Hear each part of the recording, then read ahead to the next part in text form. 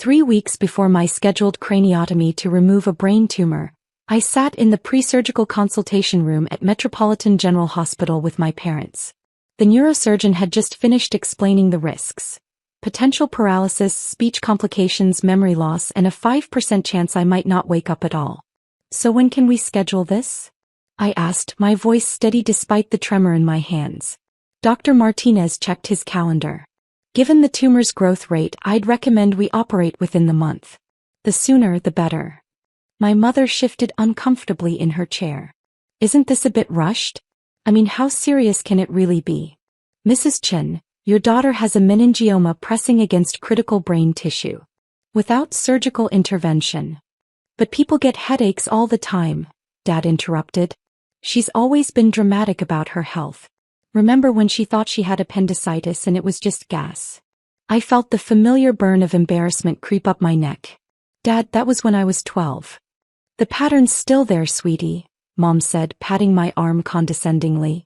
"You've always made mountains out of molehills." Dr. Martinez's professional smile tightened. "I can assure you this is not a minor issue. The imaging clearly shows." "Doctors love to make things sound scarier than they are," Dad said with a dismissive wave. "Keeps the money flowing, right?" I scheduled the surgery for the following Tuesday and drove my parents back to their house in silence. As I pulled into their driveway, Mom turned to me with that familiar look of maternal concern that somehow always felt more like judgment.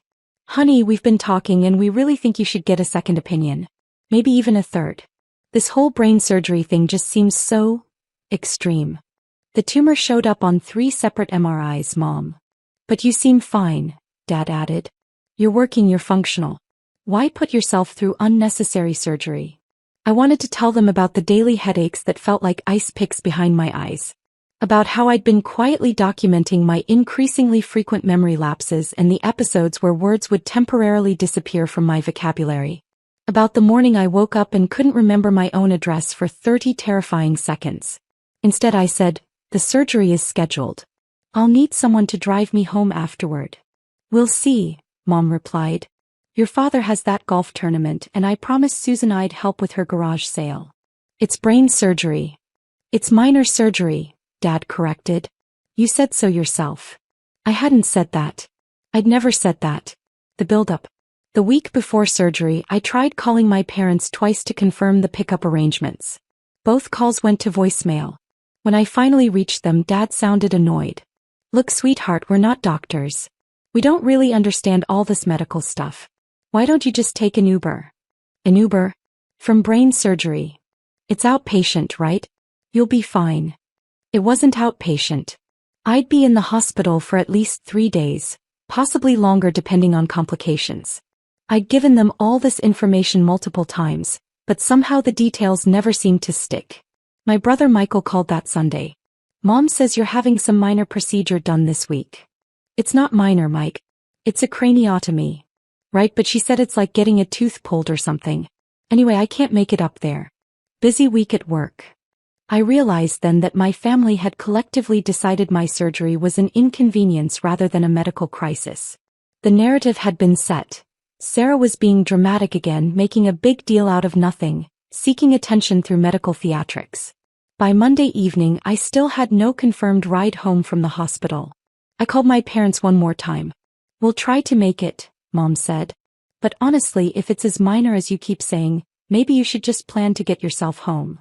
I sat on my couch that night, the pre-surgical instructions scattered across my coffee table, and felt more alone than I had since my divorce 3 years earlier. The marriage had ended badly, but at least then I'd had family support. Now, facing the scariest medical procedure of my life, I was apparently on my own. What my family didn't know was that I hadn't been entirely alone for the past 8 months. The hidden truth. I'd met Dr. David Kim at a medical conference in Chicago last fall. I was there representing my biotech consulting firm, presenting data analytics solutions for surgical outcomes research. He was there as the newly appointed chief of neurosurgery at Metropolitan General, delivering a keynote on innovative brain tumor removal techniques. We'd struck up a conversation at the hotel bar after his presentation. I'd complimented his surgical methodology, and he'd been impressed by my analytical insights into postoperative recovery patterns. Coffee led to dinner. Dinner led to long conversations about medicine, research, and the intersection of technology and patient care. By Christmas we were inseparable. By Valentine's Day he'd proposed during a quiet dinner at his apartment, presenting a ring while explaining that he'd never met anyone who understood both his work and his passion for saving lives. We'd married in a small ceremony at the courthouse 6 weeks ago. Neither of our families attended. His parents lived in Seoul and I'd simply told mine we were seeing each other casually. The truth was, I'd grown tired of introducing people to my family only to watch them get subjected to subtle dismissals and backhanded comments. David was different though. He was brilliant, accomplished, and completely devoted to his patients. He also had a protective streak a mile wide when it came to people he loved. Which was why, when I told him my family had essentially abandoned me for my surgery, his jaw had tightened in a way I'd never seen before. "They what?" "It's fine," I'd said, curled up against his chest in our bed. "I'm used to it. They've always been like this when I have medical issues." "Sarah, you're having a craniotomy. This isn't a dental cleaning." "I know. But they think I'm being dramatic." David had been quiet for a long moment. Then, "What time are your parents supposed to arrive tomorrow?" "They're not. They said they'd try to make it, but Dad has golf and Mom has a garage sale." The silence that followed was so heavy I could practically hear him thinking. "I'll handle this," he'd finally said. I hadn't asked what he meant. Surgery day. The morning of surgery, I checked into Metropolitan General at 6 a.m. The nursing staff was efficient and kind, walking me through preoperative procedures with the sort of gentle professionalism that made me feel genuinely cared for. David had already been at the hospital for 2 hours, reviewing my case files with Dr. Martinez and ensuring every detail was perfect. He'd kissed me goodbye before I was wheeled into pre-op, promising he'd be waiting when I woke up. Dr. Martinez performed the surgery flawlessly. The 4-hour procedure removed the entire tumor with clean margins and no complications. When I emerged from anesthesia around 3 p.m., David was sitting beside my bed in recovery, still wearing his scrubs from his own morning surgeries. "How do you feel?" he asked, taking my hand carefully. "Like someone excavated my skull with a melon baller," I croaked. He laughed, relief evident in his voice. "Dr. Martinez says everything went perfectly. Complete removal, no complications." "Good. That's good." "Your parents called the nurses' station around noon," he said carefully. "They wanted to know if you were out yet. But they didn't come." "No. They didn't come." I closed my eyes, too tired and medicated to feel the full weight of disappointment. "It's fine." "No," David said quietly. "It's not fine." An hour later, as I was being transferred to my recovery room, the elevator doors opened to reveal my parents and my brother Michael. They looked uncomfortable and slightly annoyed, as if they'd been inconvenienced by having to navigate hospital parking. "There she is," Mom said with forced cheer. "How are you feeling, honey?" "Tired," I managed. "See? She's fine," Dad said to Michael. "Told you this was blown out of proportion." They followed my gurney to the room, chattering about traffic and how confusing the hospital layout was. Michael complained about having to leave work early. Mom mentioned that she'd had to reschedule her hair appointment. "So when can you go home?" Dad asked as the nurses settled me into bed. "Probably Thursday," I said. "They want to monitor for complications." "Thursday? For minor surgery?" Dad looked genuinely shocked. "It wasn't minor surgery," I said weakly. "Well, it couldn't have been that serious if you're already talking," Mom replied. "You always were resilient." That's when I heard David's voice in the hallway, speaking with Dr. Martinez. They were discussing another patient's case, their voices carrying the authority and precision of medical professionals at the top of their field. My family didn't notice. They were too busy deciding among themselves how dramatic I was being about recovery time. "It's just minor issues," Dad said dismissively to Michael.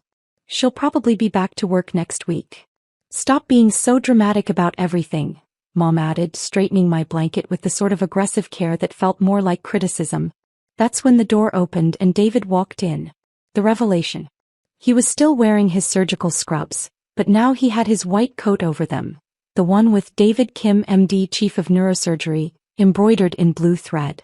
His ID badge hung prominently, and he carried a tablet displaying what was clearly my post-surgical brain scan. My family fell silent.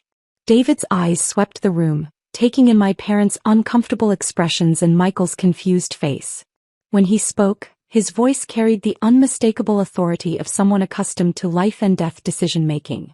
I need to discuss Mrs. Kim's post-operative status with her family. Mrs. Kim. He'd used my married name. Dad's eyebrows shot up. Kim? Her name is Chen. Not anymore, David said calmly. We were married 6 weeks ago. The silence stretched like a taut wire.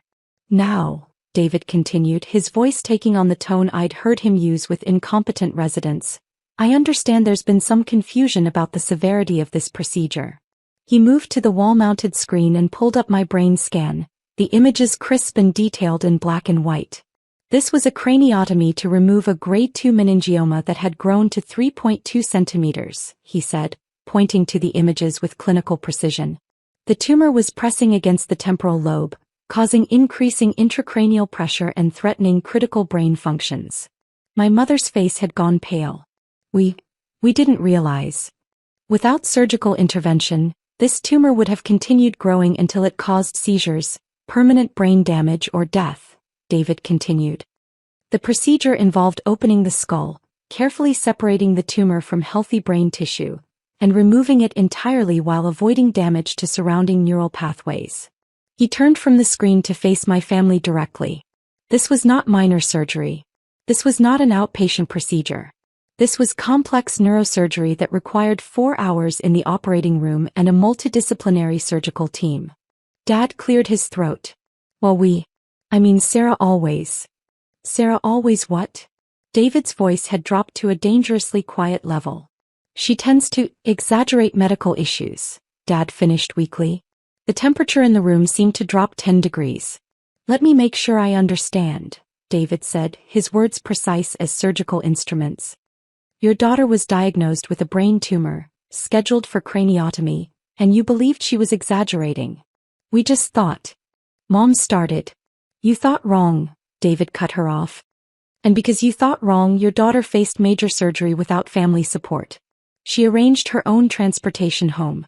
She prepared for potential complications alone. Michael looked like he wanted to disappear into the floor.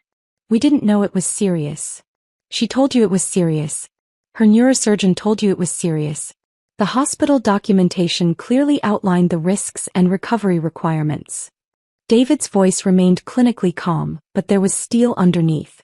What you chose to do was dismiss her concerns and abandon her during a medical crisis. Wait just a minute, Dad said, some of his bluster returning. We're her family. We know her better than. Do you? David interrupted. Because the woman I married is a respected biotech consultant who has revolutionized surgical outcome analytics. She's published research that's changed how we approach post-operative care. She's brilliant, successful, and one of the strongest people I've ever met. He gestured toward me in the bed. The woman lying here just survived brain surgery with courage and grace, despite being abandoned by the people who should have supported her most. The room fell silent except for the steady beeping of my monitors. How did you say you know my daughter? Mom asked weakly. I'm her husband, David said. And I'm also the chief of neurosurgery at this hospital. Dr. Martinez, who performed Sarah's surgery, reports to me. The full weight of the situation was finally sinking in. My family was learning simultaneously that I was married to someone they'd never met and that they'd dismissed the professional judgment of his entire department. Here's what's going to happen, David continued. Sarah will remain in the hospital until I'm satisfied with her recovery. When she's discharged, she'll come home with me where she'll receive proper post-operative care. He looked at each of them in turn. I suggest you take some time to consider how you want to move forward with your relationship with my wife. The aftermath. After my family left, hastily and with mumbled promises to call later, David pulled a chair beside my bed and took my hand. I'm sorry, I said. They're not usually quite that bad. Sarah, they abandoned you during brain surgery. There's no not that bad version of that behavior. I wanted to defend my family. They just don't understand medical stuff. David shook his head. They knew brain surgery was serious. They chose not to believe you. My recovery went smoothly. David checked on me often and the nurses gave me extra care as the chief's wife. My parents called twice, both times awkward. On Thursday, Dr. Martinez cleared me to go home. David came with discharge papers and a wheelchair. As we waited, my phone rang. Michael? Hey Sarah. How are you? Better. Going home today. Good. I'm sorry I didn't understand how serious this was. He went on, praising my work and asking questions about David's position. I realized he wanted to know how powerful my connections were. After I hung up, David said, "Your brother seems interested in your career now." Yeah. Funny how that works. When we got home, flowers waited on the porch with a card from my parents. "Welcome home." "They sent flowers," I said. "They sent guilt," David replied softly.